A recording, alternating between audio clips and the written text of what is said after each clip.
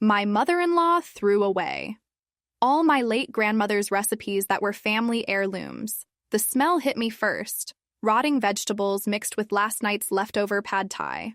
I was digging through Dorothy's kitchen trash, my hands shaking as I pulled out each precious card, trying not to think about what else they'd been sitting in for the past 12 hours. My great-grandmother Rosa's handwritten recipes, some dating back to the 1940s, were scattered between coffee grounds and greasy takeout containers like discarded shopping lists. This wasn't supposed to happen. I'd left the wooden recipe box on the counter after Sunday's dinner party, planning to grab it before heading to my morning client meeting. Dorothy had volunteered to help clean up, and I'd been grateful. Managing social media campaigns for 3 different boutiques while trying to maintain family traditions wasn't exactly easy. These weren't just recipes, they were Rosa's actual handwriting, complete with her little notes in broken English. More garlic if husband no complain, and save egg whites for tomorrow cake. I'd inherited the collection when Rosa passed during my sophomore year of college. 27 cards in total, each one a small piece of our family's journey from Sicily to Queens to suburban Connecticut. The tiramisu recipe that made people beg for seconds at every gathering. The Christmas cookie formula that had been refined across 3 generations. The marinara sauce that could make grown men weep with nostalgia.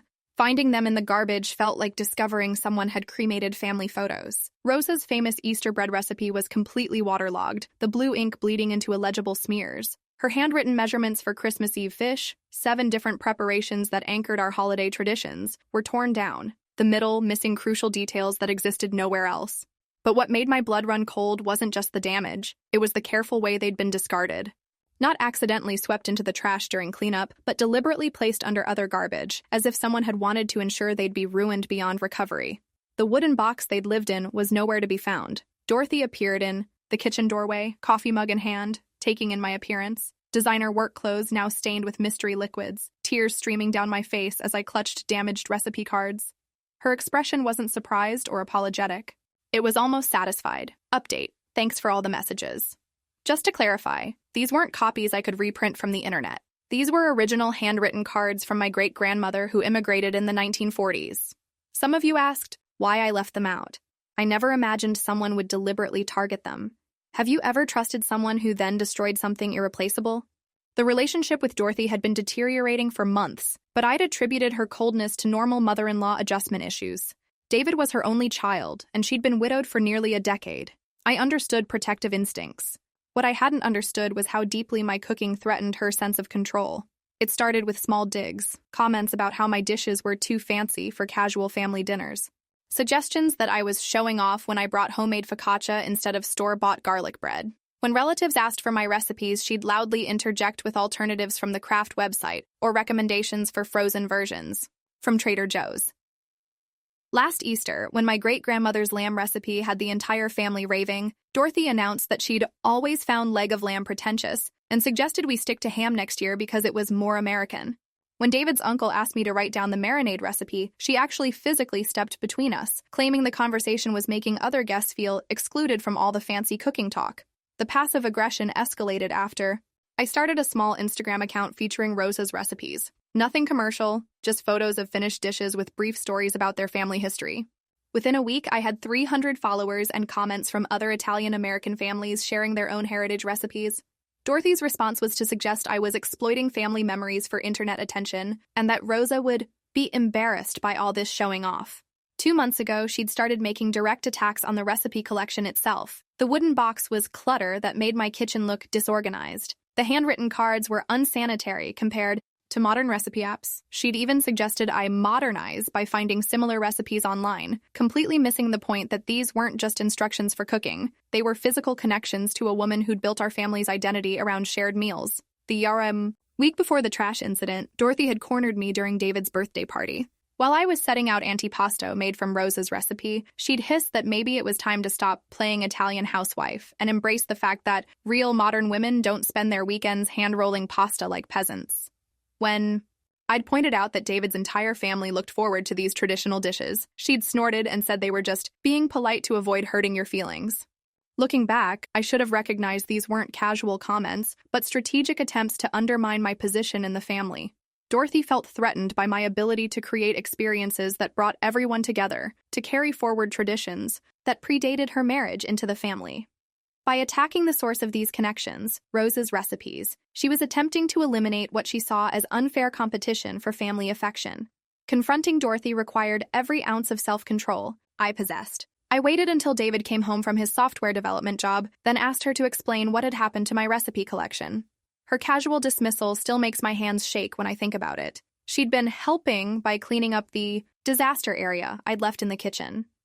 The recipe box was just taking up valuable counter space, and the cards inside looked like old papers that should have been thrown away years ago. When I explained their irreplaceable sentimental value, she actually shrugged and suggested I could probably find better versions of those recipes on allrecipes.com anyway. But the real truth came out when I pressed her about not asking, before discarding something that obviously wasn't hers. Dorothy's careful facade cracked completely. She was tired of feeling upstaged at every family gathering, tired of everyone treating my food like it was something magical when anyone can follow directions on a recipe card. She felt like I was trying too hard to impress the family and making her feel inadequate in her own son's life. The words came pouring out in a torrent of resentment I hadn't realized she'd been harboring. How I'd waltzed into this family with my fancy Italian heritage and made everyone forget that she'd been feeding them perfectly fine meals for decades. How unfair it was that I got praise for following some dead woman's scribbles while her contributions went unnoticed.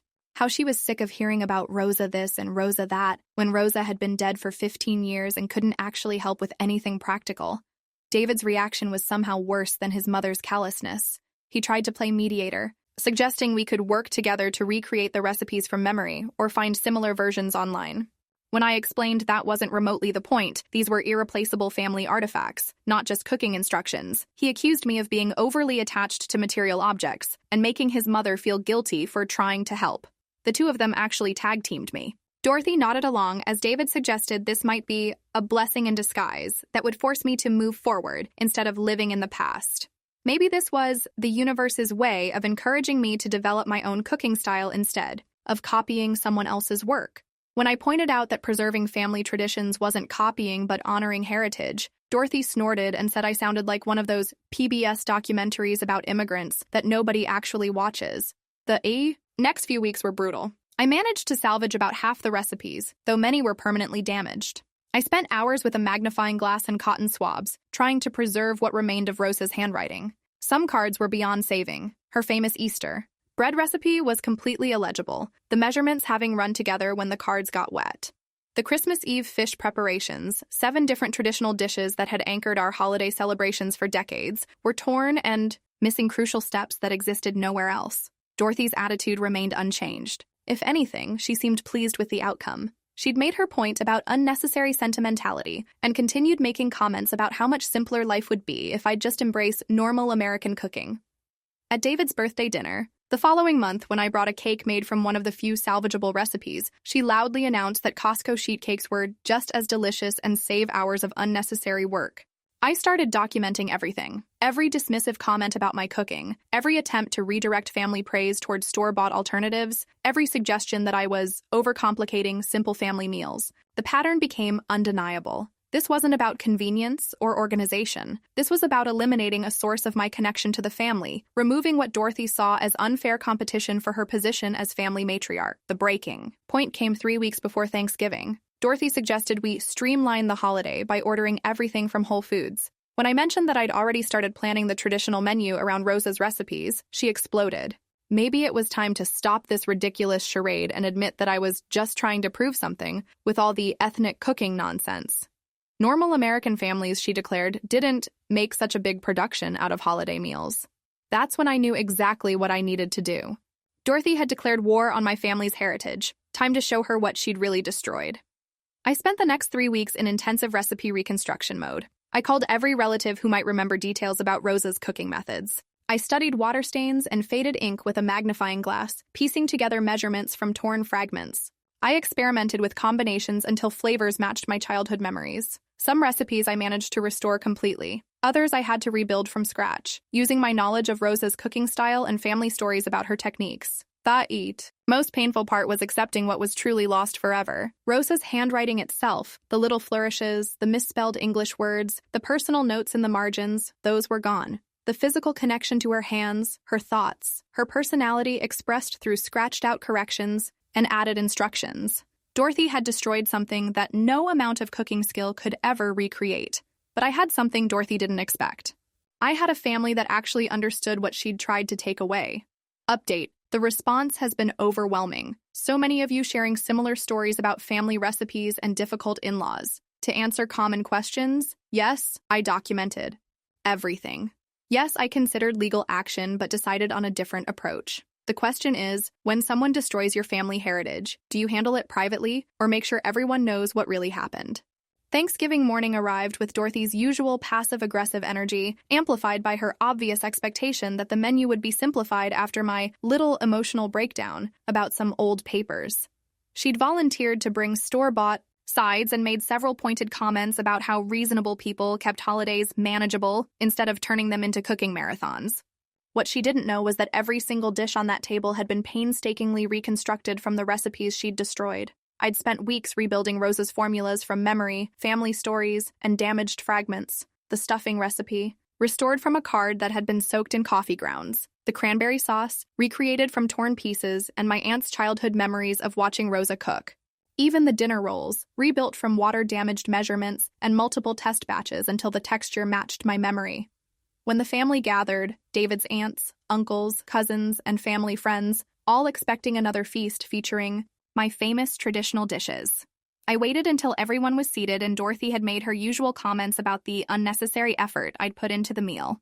Then I stood up and told them the truth. Every dish they were about to enjoy had been prepared from recipes I'd rescued from Dorothy's garbage can 6 weeks earlier.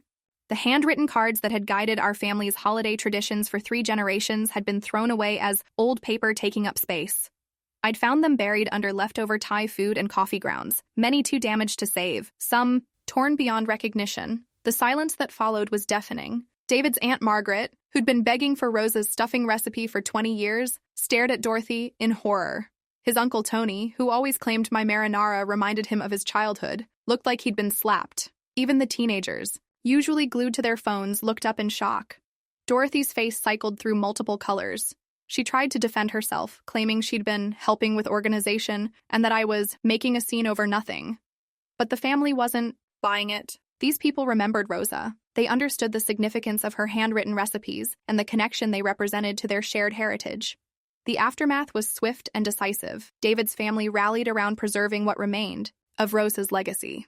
His aunt brought out her phone to photograph the reconstructed recipes. His cousin offered to help transcribe everything into a proper cookbook. Even his teenage nephew volunteered to create digital backups to prevent future loss.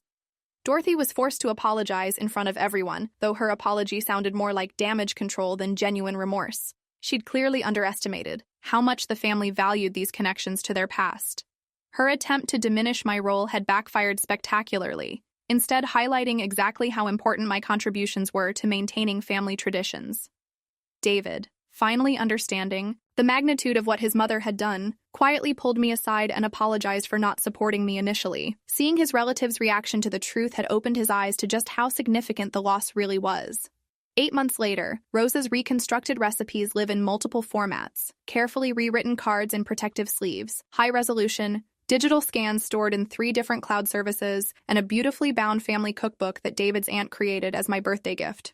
The cookbook includes not just Rosa's recipes, but stories from family members about their memories of her cooking and the traditions she'd established. Dorothy's relationship with me remains complicated, but she's learned to respect boundaries. She still makes occasional comments about the fuss involved in cooking from scratch, but she no longer dismisses the importance of family heritage. More importantly, she's contributed some of her own family recipes to our preservation project, a gesture that feels like genuine peacemaking rather than performative apology. The family has embraced the cookbook project with enthusiasm that continues to surprise me. We're collecting recipes from relatives across the country, documenting cooking techniques that might otherwise be lost, and creating a comprehensive family heritage that will survive future generations. What Dorothy intended as destruction became a catalyst for strengthening our connections to each other and our shared past.